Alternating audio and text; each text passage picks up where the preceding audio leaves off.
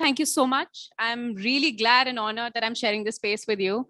I think, the kind of journey that you've had is not only inspiring for me as an entrepreneur, but even as a woman. And we had a great chat about all your thoughts and, the kind of stuff that you do. And it's very, very inspiring. And I'm sure for all people here, I see a couple of students also, it'll be great that, I think the kind of learnings you can get from here will be noteworthy.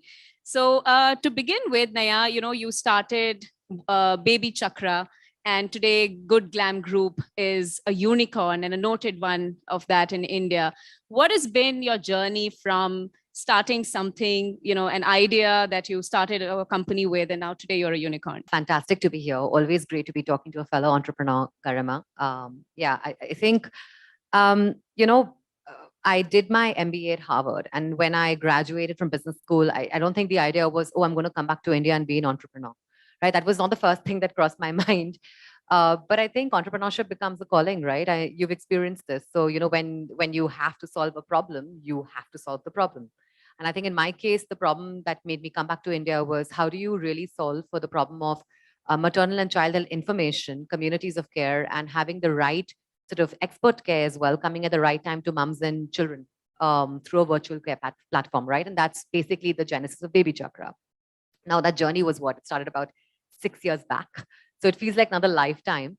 And that journey was a very interesting one because that was a journey of, really building out extremely trustworthy, extremely at scale communities of care through content, through conversations, through live chats with doctors, through a lot of personalization in the tech stack. So literally, even today, when you get onto Baby Chakra, onto the app or the website, the mobile website, what you experience is that you put in your life stage, your gender, your own gender, whether you're a mom or a dad, the gender of your child, if you have a child already, and you get very personalized daily care regimes, right? Nutrition, growth milestones, vaccination reminders, etc. You get to connect with a community of more than 25 million mothers on the platform, more than 10,000 doctors on the platform, right? So that was the journey of Baby Chakra. Now, in 2020, which was probably not the best time to have started thinking about commerce, we were getting all these insights from mothers on our platform and from doctors on our platform saying that, how does Baby Chakra, or how do we sort of bring to market products that really address the needs of Indian moms and kids? Right. And very interestingly, we were capturing, we had hundreds of millions of data points, right, on our platform.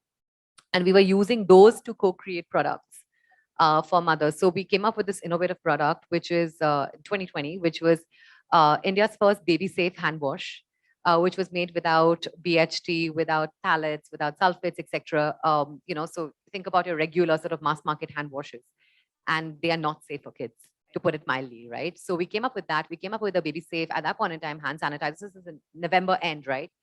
And in Jan, Feb, we launched it, and then COVID hit, right? And our sales just spiked because it was just in some sense, unfortunate, but fortunate in some sense, the right product at the right time. And, I remember we became bestsellers on Amazon overnight. And Amazon's team reached out to us and said, how did you guys have these insights? Because no one else was predicting a spike in these products. And we were like, there was a buzz that was happening in the community. There were these latent needs, right? So I think what we realized through that experience was that content and communities can play a very, very important, role in ensuring as D2C brands, we are first movers in addressing very, very latent, very unmet needs. I think that for me was one big aha. Which is why when Darpan and I chatted, Darpan is the founder of MyGlamm, and we chatted in 2021. And he basically said, I have this big hypothesis around content and communities driving commerce. I was like, I'm sold. I buy it, right? Because I've seen it play out myself. And that's how we decided to join hands. So basically, it's today, Good Glamm Group is basically 3 founders. Priyanka, who started Popex, so Darpan, who started MyGlamm, and I, who started Baby Chakra. And over the last couple of months, we've gotten really lucky. We've had some amazing founders join us, 11 acquisitions, about $250 million in funding raised last year. And this is where we are today. So that in a nutshell is my journey on Baby Chakra, from being a standalone entity to being today, I think, a conglomerate. Right. Fabulous, Naiyya. I think that's absolutely inspiring. So what I want to ask is, in that journey, so at a very personal level, or even professionally, what has really changed? Have you do you see a new Naiyya in 2022 than what you were in 2020? I'm sure there would be things that would have changed. And are there things that stayed? When we all start businesses, we start by trying to find a solution to a certain problem. There is certain ethos, there is a certain value system that you have in place, and then you join hands and you've gone ahead and acquired Mom's Co and Scoop Whoop, and you have like a whole bunch of brands under you, and you've partnered with two other founders. So what really changed and what has stayed with you? I think the main thing that's changed is the fact that, of course, I think the fact that you mentioned, right? I mean, I'm not a single founder. I have two co-founders, and I'm very lucky, right? Because I think the single founder journey can be very lonely. And it's really amazing to have two other partners you're now building with, right? So I think that for me has been a very, very positive change. The second thing that's really been a change is working with so many different cultures and so many different founders now, right? So if you think about the 11 acquisitions we've done across media, across D2C, across influencer and the creator economy, right? Right from amazing people like Malika Mohit of Mom's Co, to Deep of Sirona, to Rahul of Organic Harvest, to Malini of Miss Malini, to Sachin of Bulbul. Like all of these are founders that we've been interacting with sporadically, right, as friends or as entrepreneurs, right? More like one-off interactions. And now we're building together. We're building a vision together. We're building a dream together of the group, right? And I think that entire construct is just unprecedented. It's not happened anywhere globally, right? We're doing it for the first time in India. So I think that for me personally is a big, big privilege. Just the opportunity to be building with amazing founders and building towards a unified vision, right? I think so that's been the big change from, let's say, Naiyya of 2020 to Naiyya of 2022. I think the other piece is the canvas I'm playing on is so much larger, right? I think the mission for Baby Chakra, of course, still is at the core of, of my identity and being. But if I think about the roles I play at the group level, it's a much larger role now. There are conversations we have every day on things like integration and things like, looking at specific business units across different brands and thinking about, questions on profitability, questions on ROAS, questions on like team structure, right? So it's a very go-to-market international. So I think it's a very different set of conversations in my daily life, of which Baby Chakra is probably still about 40%, but 60% is now different conversations. So I think that's really been the change. I think all for the better. It's exciting to be playing the role I am playing today. I'm very, very grateful. And you mentioned you had that aha moment, at some point when you saw that vision, and from content to commerce and collaborating and marrying creators into this whole ecosystem as well.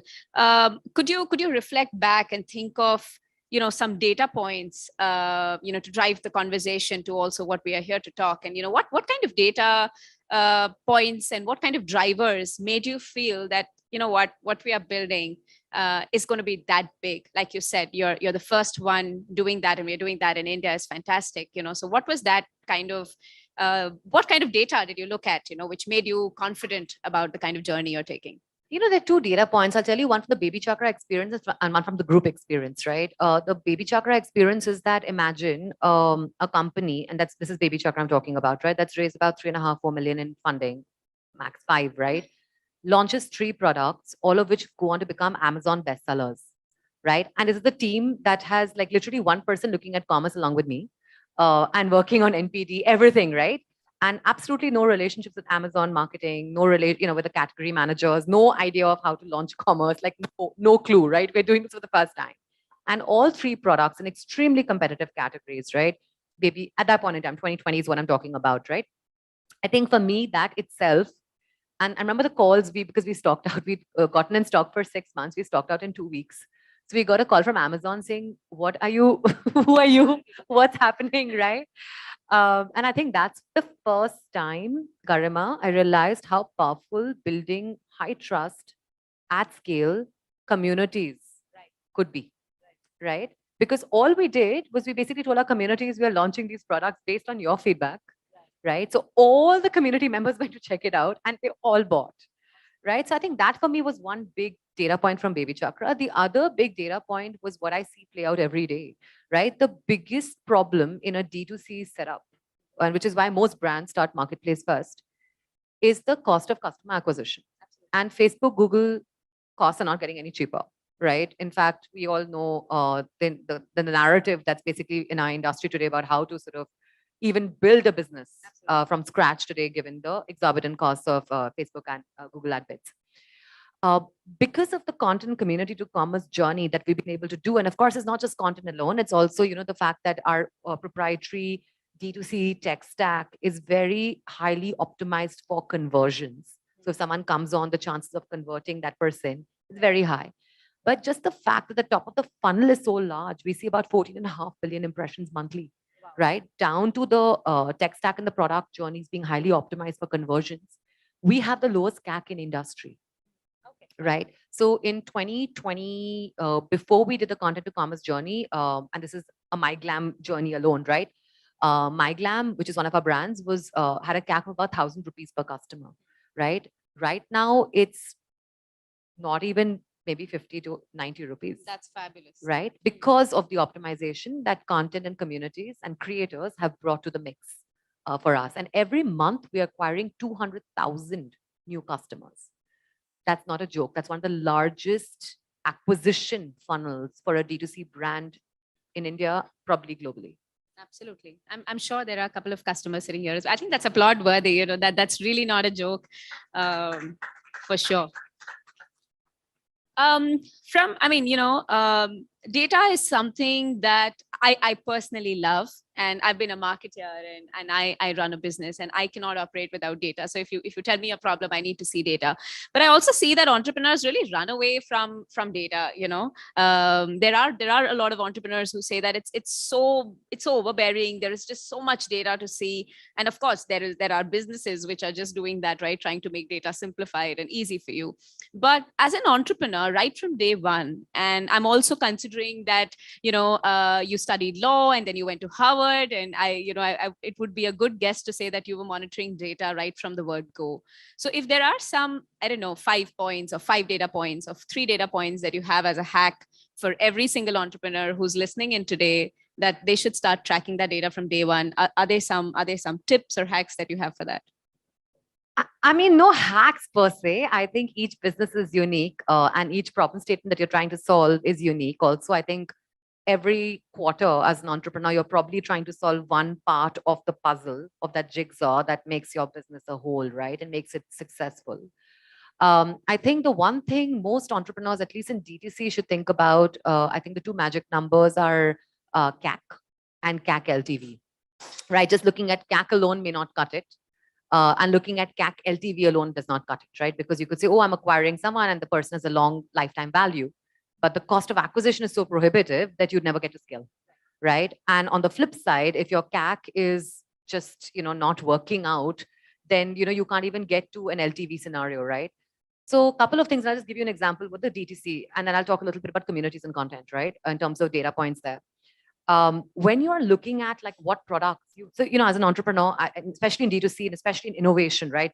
We are all called insurgent brands for a reason, right? Because we don't do things the same way maybe a larger FMCG company would, right?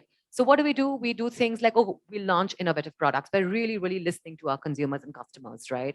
We play the long tail game very often, right? We'll say, okay, what are the products not available? Maybe there's not enough demand for it because that product does not exist today. But given our consumer insights and data, if we launch this product, there would be a consumer demand for it. And therefore I can bid, and just very tactically speaking, right? I can bid on keywords, I can bid on paid marketing sources that helps me win the game in this particular innovative product, right? Or SKU. So I think as entrepreneurs starting off a D2C business, you're probably thinking about all your products and you're doing small experiments like minimum basically MOQs on your specific products, right? I think the one thing to look at is when you're looking at, track every product sale cohort wise, right? You will see some things which are more replenishment categories, right? So I'll give you an example, baby wipes. If I'm thinking about a baby product, right? Baby Chakra baby wipes are a very high replenishment category. So my CAC on them may be high, but I know that once someone gets them, they'll keep on repeating, right? So I'm happy to spend more money on acquiring that customer because my CAC LTV plays out, right? And something else might be more innovation, which leads to people actually buying something else from your product portfolio, right? Like a repeat category or a cross-sell category, right? So like think about every product as almost like a cohort chart, right? And see what purpose that product journey solves for you in your customers' frankly, in your unit economics, but also in your CAC and /CAC LTV ratios, right? I think from a content and a community journey, I mean, that there the formula is fairly set, right? It's your numbers and your cost of acquisition, your engagement, like how deeply are people engaged, your retention, how many times a month in a year do people come back to use your platform, and then your conversion. Do people who come to use your platform actually convert to buying something or to signing up or doing an activity? And the last one I look at very closely is referral, right? Because if people really enjoy your content or really find value from your community, they refer other people to it. So I think that is sort of the formula, the template, if you will, and the data points I track very closely for content and community. I have actually two thoughts in parallel here. I'll go with the first one. So you said, repeat buyers and purchase, and there are a lot of companies, not only in D2C and many other businesses, who are, and especially in D2C, are trying to experiment with the subscription model, and some have succeeded and some have not. What is your sense on the viability of a subscription model in a D2C space? So I think it all depends as well. I mean, just to give you a sense, in the US, Amazon Baby has about 20 to 25% of its sales just from diaper subscriptions alone, right? And Amazon Baby is a behemoth in Amazon, right? So subscriptions definitely plays a part. I think in India, we're all like, I think while we of course run our own proprietary tech stack, and we have our own product integrations, I think a lot of D2C companies, because they end up interacting and working, mentoring a lot of sort of D2C founders, I think one of the most popular now experimented and hacked sort of Shopify plugin is a subscription plugin, right? Also on Amazon in India, now they've of course opened up the subscription option for many many D2C brands for the last 3 years now. So I think it depends. It really depends. See, I think on MyGlamm, when we look at subscriptions, it doesn't make sense to subscribe to like the same red lipstick again and again. It makes no sense, right? So for us, when we look at repeats, which is the goal, what you're trying to achieve with subscription, right? We basically say, did the person love the red lipstick enough to come back and buy another product, right? Now, baby chakra would be different. It'd be like, okay, someone who's buying a baby wipe will come back and buy a baby wipe, or come back and buy, let's say, a baby lotion or a baby cream or a baby shampoo, right? So for us, it might make more sense. Maybe in a beauty category, not so much. Momsco or Sirona, let's say Sirona, right? They have a product which is, an intimate wash and a toilet seat sanitizer. Now that might be potentially a subscription product, right? So we're still to experiment, but I think there is obviously initial hypotheses on where this could play out amongst our group brands and amongst our group SKUs versus where they would not. Are there some folks here who subscribe to products? Like, are you using any company subscription model here? Anyone? Okay, yeah. I just thought it'd be good to know. I use a subscription for Dabur, means apple cider juice. So normally I had to just think about when the stock is getting emptied, but when I've set the subscription every month, it is coming to me and without any delay. So it's good for me. Right. No, great to know. And I think trust, kind of like you said, plays out a very big role. And but certainly with digital in play, it's made it the barriers to entry in a D2C space have certainly lowered, right? But I think the increase effort that you need to build trust in the brand, and the effort that it takes to build a brand is certainly higher. So how do you kind of manage this brand customer relationship, or what kind of what kind of stuff do you do to build trust? And of course you said communities, but are there some things like, communities also has become the buzzword, and I think everybody is talking about building communities, and Facebook has been trying to do that, LinkedIn has been trying to do that, and there are many people individual group level. But how are you at large managing to continuously build that trust, to gain the kind of traction that that you have? It's a very premise. It's a great question, Garima. Thanks for asking. The reason you have Unilever or Reckitt or P&G being as valuable as they are today, right, is because they have built trust over decades, centuries perhaps, right? They have been around. So, everyone in the family has grown up with them. They trust them as brands, etc. Now, I think in a D2C paradigm, you have to figure out what can create trust, right? Now, there are two ways of looking at it, right? One is that there are existing sources of trust that you can leverage, evangelize, and have them evangelize you, right? Classic examples being, let's say if you're getting, I don't know, whey protein, throwing an example out, right? Who do you trust? You trust your nutritionist, you trust your gym trainer, right? If you're thinking about which products to buy for your makeup and skin and everything else, who do you trust? Maybe your beautician, right? Or if you're a mom and you're thinking about products to buy for your child, you think about your doctor, right? Now, what's really interesting though is that, and I'll give you an example from the baby category, because that I think is one of the very beautiful cases of digital transformation, right? As close to as 5 years back, the one of the largest formula brands in the country had 75% of their sales or their recommended sales on formula coming through healthcare professionals, right? In the last 5 years, 70% of formula sales comes from word of mouth through peers. That is that massive inflection that's happened, and that's been driven by digital. So what does that mean for us? It means as a D2C brand today, there is a massive opportunity to leverage social proof using digital, using conversations through peers, and of course influencers, but very importantly through peers, right? So where are people going today to make a purchase decision? They're actually going and discovering on YouTube. They're reading reviews, right? On Facebook, on Instagram, right? They're on WhatsApp groups chatting with friends and family saying, ye kharido, nahi kharido, right? That's how people are making decisions. And right from like personal care products down to insurance, down to like cryptocurrency, right? So I think the entire paradigm is so exciting today.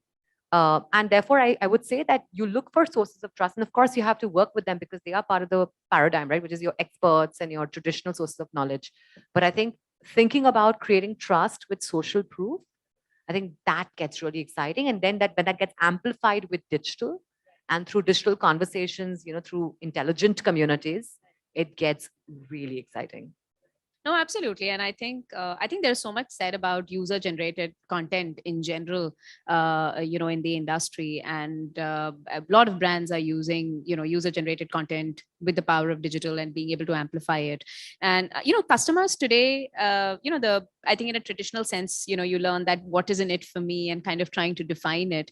Customers are so used to one, I think, instant gratification and high level of personalization, and I mean, I run a business in a women's solo travel space, and I can vouch for it, the level of personalization that one comes into our platform assuming that one will get. And so are there like what are like some kind of high ROI marketing strategies to convert, and you have a great customer, you have your CAC kind of in control, you're looking at conversion. So are there like, or is there a key strategy that you'd like to share that you which you can make public in terms of a high ROI strategy that you've done to kind of nail this down? Because I'm guessing everybody who's coming there is seeing your content and is immediately relating to it and feels that this is made for me. And in this space there is that much differentiation in needs,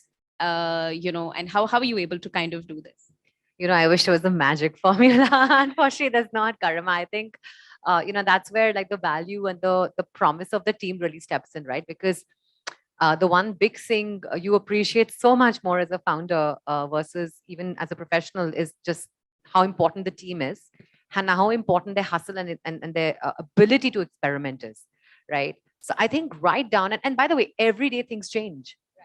So, if you're talking about a marketing paradigm, and I'm not talking about, let's say, mass media like TV and radio and like billboards, right? And newspaper ads, because there we could talk about a different paradigm and a different construct. I'm talking about digital, where algos change every day, right? I mean, optimizations happen every day at the back end at Google, which you come to know maybe 5 days later when things have, when they're suddenly like, what happened to the sales on this particular channel, right?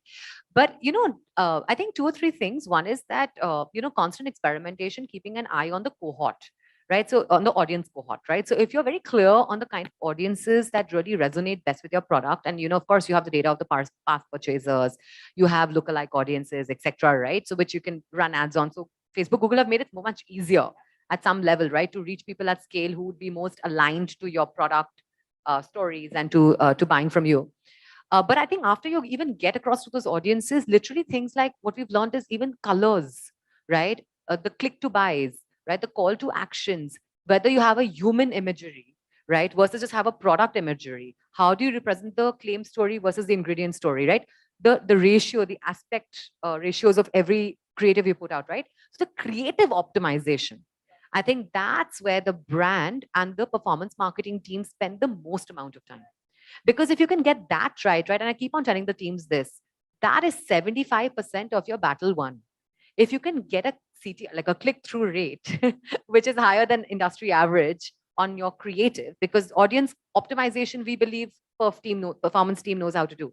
If you can get your CTR rates right, at that time, you've told the story to your potential customer. Then the customer is coming to your shop, literally to your shop, and वहां पर, if the customer basically sees कि हाँ, that promise of that ad is living up to the promise of the product here that I can buy, and the price also seems right, then you have the customer. 75% of that game, of that journey, is on the creatives you're putting out. Is my honestly my sense, right? And of course, we've experimented a lot. We've done GIFs, we've done carousels, we've done video ads, and everything has its own story. But yeah, I would say that in terms of very specific, if you talk about marketing optimizations, just optimize and experiment tremendously on just your perf creatives. Right.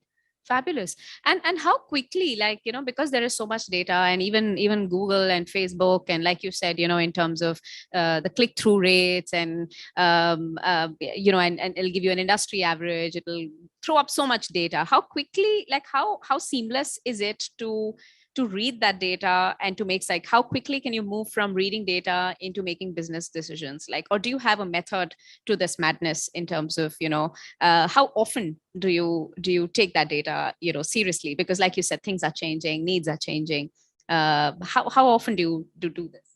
I mean, it's real time always, right? Because I mean, every day counts when you're in e-commerce, technically, right? I think however, as a team, what would help initially is that you sit and you say, okay, what are my 3 core metrics, right? So for instance, if you're looking at payables on a daily basis, right? What are my 3 main components to payables on a daily basis? And you identify those 3 levers, right? And you track those levers very closely. So as I mentioned, one could be a CAC lever, right? If your CAC suddenly goes up, then your payables that day goes down because you're acquiring a customer at a very high cost, right? So you're getting lesser customers, and lesser customers means lesser sales, technically, right? So you immediately say, okay, CAC mein kya hua?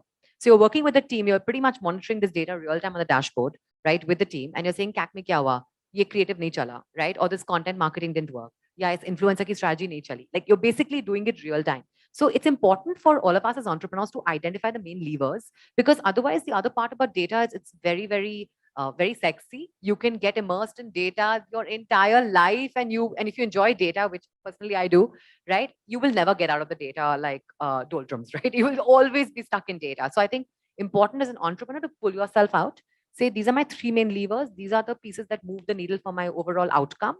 I will track these 3 very closely. And then let my team sort of take on as to what needs to be fixed, looking at, and you split out the teams as per the data actually levers, right? And you basically say, CAC team, what's happening here? And then the CAC team basically is the crack team to look at CAC, right? So you do it that way. I mean, that seems to have worked for us.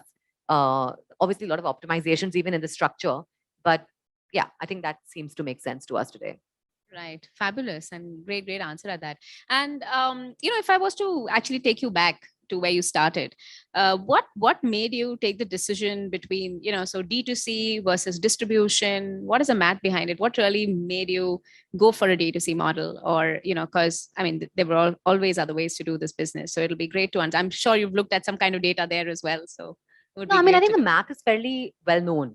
To be honest, I think marketplaces take up anywhere from 30 to 35% commission. The freight, logistics, picking, packing cost, etc. is not about anywhere from 5 to 8%. You have like overhead. So I mean, mota moti sab lagakar, and I'm not counting marketing, right? You're basically looking at about a 50% gone as commissions to marketplaces. Now, does that mean you don't do marketplaces? No, it does not mean that. Marketplaces can be a great ally, right? And you have to be where the consumer is, right? That's the whole promise of D2C. I mean, of consumer in general, of consumer products in general. So if the consumers on marketplaces and they prefer to buy on a certain marketplace, you need to be there, right? But where the promise of D2C really plays out is if you're able to build a very compelling brand. So you don't have to push. See, the other part to marketplaces is, I said 50% of your cost goes in commissions. Uske upar marketing ka kharcha alag, right? So mota moti, if you're putting 30 to 35% on marketing, 80% to aapka wahi chala gaya. Aapka COGS, even in a high GM business, 80%, aapko wo 20% is not even going to be to you, right? And then you have to pay for team and everything else. So it's extremely important if you're looking at marketplaces, and I don't know how many D2C entrepreneurs there are here, you have to think very clearly, how do you create brand pull, right? So your marketing ka cost, that 50% commission you can't avoid. Wo hai so hai, right? Marketing ka cost, how do you minimize? And that is where I think for us, content, communities, creators play a very important role, right? Of course, the math on D2C is way more efficient, right? Because there, it's, what is the cost? It's the cost of COGS. It's the cost of picking, packing, warehousing, and it's the cost of freight, logistics, and it's the cost of marketing if you choose to, amplify some of the marketing messages. But that's pretty much it, right? There are no commission structures, nothing. So I think economics this is how it stacks up pretty much. But I think the other important thing to think about is that if you're thinking about doing D2C, do think about getting into a very high gross margin business, because in the very early days, if your gross margins are not healthy, like 70 to 80%, you will be building out your brand, like I said, to create brand pull, and you won't have the money to build out the brand, right? And I think that is the problem that happens with a lot of, other sort of marketplace or aggregator businesses where they're only getting commissions of 20, 25%, right? And not having their own private labels, which is why you see so many marketplaces now moving to their own private labels, because our GMs are much better. So I think that's just like, I think overall very high level how the economics work out. And tell me something like, of course, I think your mix between, like you said, content, commerce, and creators, I guess, has been the differentiator for you. Would you agree, or do you think there is something else that sets or set Baby Chakra apart, because that's where you started?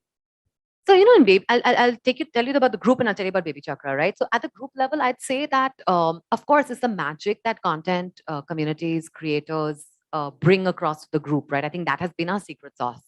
Because if you think about maybe 2 years back where we were and what helped us leapfrog in the last 1.5 years, it has been this very beautiful mixture that's come together to reduce our CACs and therefore increase our acquisitions of customers drastically, right? And but I think the other important piece is that when customers try out our products, they repeat, right? And that is very important. So I think we always had this promise, and therefore as a brand, you can never not have that promise at the group level of having high quality, affordable, masstige products, right? If the quality is not going to be there, you could acquire as many customers as you want, no one's going to come back, right? So I think is the given. So I would say the things that work for us is the fact that, of course, we have a very large top of the funnel of people who convert because of all the optimizations, all the, the product journeys we built in, the marketing efforts we do. But eventually when people come in, they come in and they buy again and again and again and again. And that works, right? That's at the group level. I think at the Baby Chakra level, I mean, we've seen this play out, right? And we've recently relaunched. So it was a very interesting decision. So when I chose to, basically sell Baby Chakra to, at that point in time, my Glamm, and joined the group as a co-founder, and then build the Good Glamm entity, right? We had to actually stop our sales on our own products because there was a whole sort of restructuring on the legal entity, etc. So our products were not there, and we had a relaunch. So Baby Chakra by itself is technically maybe a 4-month or a 3-month-old D2C company by itself again, right? Because we just launched in February, March this year. And therefore we're the youngest company in that sense in the group on D2C. And that is that's a fabulous journey by itself. Because I think just the efficiencies you get by being part of a larger, already established structure, right? I mean, we're going offline this quarter, which would never have happened if I was building. Yeah, that needs a round of applause for because, sure. Yeah, it wouldn't have happened, right? Because just building relations with distributors, thinking about MT, GT, MTBA, like, I mean, all of these constructs, the area sales, none of this we would have been able to do on our own. But the infrastructure is set up at the group level, right? So you're able to scale very rapidly. And we see the same story play out for our other group brands, right? So the group brands we've acquired, Momsco, Sirona, etc., In the last 6 months, they have grown more than 200, 250%, which is again because of the existing infrastructure that all of us are leveraging and growing and building on. So yeah, so that's been our story. Another thing in the space that you just mentioned, and a couple of brands that you mentioned, and there are competition brands, is this whole buzz about sustainability. And I think every entrepreneur is talking about how are they building a sustainable business, and there's so much said about circular economy and UN sustainable development goals and stuff like that. How can an industry like yours, and there are different things that a lot of people are doing here, how can they remedy in this space, or what kind of stuff that that they can do in order to be a part, and also to be mindful at a larger level, which is, I think, every entrepreneur at the core wants to do that. I mean, how many of you care about sustainability? How many of you care about saving the planet, being like for the planet, think that it's important? Honesty. And in all honesty, that it's important for us to be thinking about the planet. I mean, pretty much a lot of us, right? And I especially see the younger generation, if I may say so, right? Even more passionate about this, and rightly so. It is an extremely important narrative. It's an extremely important part of all our lives, right? Because what are we building for otherwise, right? And I think all of us are pretty much sick of all this consumerism we see around, which is just so flagrant, so exploitative at some level, right? And I think we've seen it. We're kind of tired of it, right? So both, it's one of those beautiful, I think just this inflection points in all our lives, right? As businesses, as consumers, as individuals, as families, as corporates, right? Where sustainability actually makes business sense. And that I think is so special because, see, my Glamm, Baby Chakra, all of us, Momsco, Sirona, we all come from a very similar aligned value system, right? We started off with all our packaging being sustainable in the first place, right? The kind of, even if we chose a certain kind of plastic, it would be like a certain kind of plastic was, recyclable or had been recycled or was like reusable, right? So we always came from this value system. So for us, and this is like way back, some of these companies started, right? So it wasn't like it's a new narrative, but we're at this point where, it's exciting because we have this already in place and we continue to, of course, innovate. And we know that if we don't innovate, we risk alienating this group of people, right? Who we really want to be part of, whose lives we want to be part of, right? So I think it's an important narrative. It's one of those beautiful 2x2s, if you will. Pardon my consulting background, where, it makes economic sense and business sense, and it makes sense it's the right thing to do. So yeah, I think it's an important narrative overall. Fabulous. No, that's great to know. And I think a lot of brands are now having to, even the bigger brands are now having to change some of the things that you got right in the first and place. Garima, just to interrupt over there as well, right? I think even things like in the formulations, not just in the packaging, but in the formulation, in the shrink wrap, in the boxes we send out, right? Every point we basically keep a track on sustainability, right? So we're actually looking at like literally at every point, like even the labels we're choosing, right? The thing they're sealing the closures with. At every point, there is an emphasis on sustainability. So yeah, sorry, I just wanted to add to that. It's across the value chain. Yeah, no, like I said, I think there are, there are bigger brands which are losing out in the market because they are not able to do that, and now they are having to kind of bring in teams, and there are sustainability officers, and I think it's absolutely the need of the hour also, like you said. Great. At a very personal level, and I see a couple of women here, and I'm not sure if some of them are entrepreneurs as well, but very recently, and we were speaking about this when we had a little chat in the morning, that at a business paper, I read this article in a business paper which said that women have a very poor share in the entrepreneurship ecosystem, and especially in the Indian startup ecosystem. And of course, there are entrepreneurs like you, and there is a Naiyya, and there's IPO, and there's all of that la-di-da happening, and it's great. And but I still feel we come from a very privileged background, like we were discussing, to be able to take these plunges in life, if I may say so. But what's you were a part of She Leads Tech, and She Leads Tech, sorry. I mean, like I said, not really a part of the data and all the conversation that we're having today, but it was imperative that I ask you this, because for a lot of women in the audience, and a lot of women who fear technology, you don't come from a tech background, but you're a tech first company. What is your thought or your message to both men and women on She Leads Tech and your whole experience in that space, and You were one of, I think, the few chosen ones by Google and Facebook, in order to do this. And what has been your experience, and what's your thought, or what's your larger message? And I'm just using this forum to say something, which is very, very personally connected with me also, but will be great to hear some kind of interesting thoughts from you there.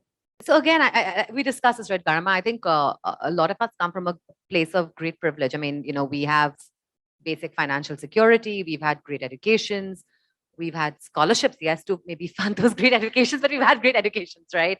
We have families where, we've had very strong women and men as role models, right? So, I mean, all of these are things that earlier maybe I took for granted. I don't take it for granted anymore, because the more I interact with a lot of women, and I have the fortune now of like mentoring a lot thanks to the Facebook and Google mentorship programs. I see that, I have privileges that I've had privileges, right? Or my peers that have had privileges that many women have not had. And my respect for them goes up like 100-fold. But, I think the time again is changing. I'm very optimistic, right? Because when I think and I look at the younger sort of teams that I have in my office, right? They're so equal. I think maybe our generation, and of course, I mean, there's still biases like conscious, unconscious that kick in, right? And actions that they take, and, in situations back in their homes and families. But I see a lot of spunk, a lot of resilience, a lot of grit in the women, the younger generation, right? And the only thing I would say is don't lose that. Just don't lose that. See, it's easy to say the odds are stacked against me and just give up. Don't give up, right? Life is not going to be easy if you want to achieve something. If you want to win at something, if you have ambition, it's not going to be easy, but that is the fun, right? So keep at it. Whatever you're passionate about, think about what you're best at, right? Don't try to be someone else. Think about what you're best at. Go at it. And don't let people judge you by the same standard template you mentioned, right? Of course, I haven't been to an engineering college for my undergrad, right? But when I went to business school at Harvard, right? What I realized was most of the successful on Airbnb, right? It was started by a bunch of designers. It's one of the most successful tech companies of our time. College dropouts. College dropouts. I mean, well, please don't drop out of college. Please finish your college. I see a lot of college students don't drop out. But I mean, don't let people put you in a mold. Make your own journey, make your own pathway, figure out your own strengths, and just stick at it. That is the only gyan I'd give anyone, because that is the only thing that's worked for me. I can see a lot of women nod their heads, and their eyes kind of pop out. So I'm sure it resonates. And can I just add one more thing, actually? So I have a 3-year-old daughter. Her name is Arya, right? And sometimes she's very like spunky, and like she'll walk in like this, and she'll say, "Why? What are you doing?" And she's very like gutsy. And many times, my husband and I are tempted to say, behave. And I'm like, why? When she grows up, too many people will be telling her to behave. But like they say, right, well-behaved women rarely make history. So I'm like, don't behave, be yourself. So I think just don't let people put you in a mold. Be yourself. Yeah, absolutely. And don't behave. I'm going to use that. That's amazing. No, that's such a great, powerful message. And you're right. I think a lot of women take setbacks by themselves. You kind of give up, and then everybody else will anyway give up on you. So fabulous, sort of thoughts. So don't behave, women. Just be yourself. Great. I think before we open the floor to the audience, I just want to ask, you've been pioneers in the D2C space. You have been, doing some really interesting things. And like you said, the first company, which has gone ahead, and 11 acquisitions in the last few sort of, months and years. What is next? What can we expect from My Glamm Group? Or am I addressing, the very obvious here, or what is next in store for people to see? No, it's been very exciting. I think it's already been announced. We are going international. Right. So we've recently announced our first, an amazing person, actually, Azad. We've announced our first international head, and he's going to be leading our business out in Middle East. We're also looking at Southeast Asia, and then in time we'll look at the US as well, which will be a very, very hyper-competitive market. But right now it's mainly the Middle East.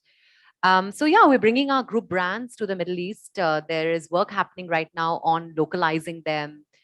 Both, of course, the brand side, but also on the content, the creator side, because, in the Middle East, there's TikTok, there's Snapchat, right? Which we don't have in India as much, right? So I think the entire sort of emphasis now is like, now we are reaching out to a new cohort of customers and audiences.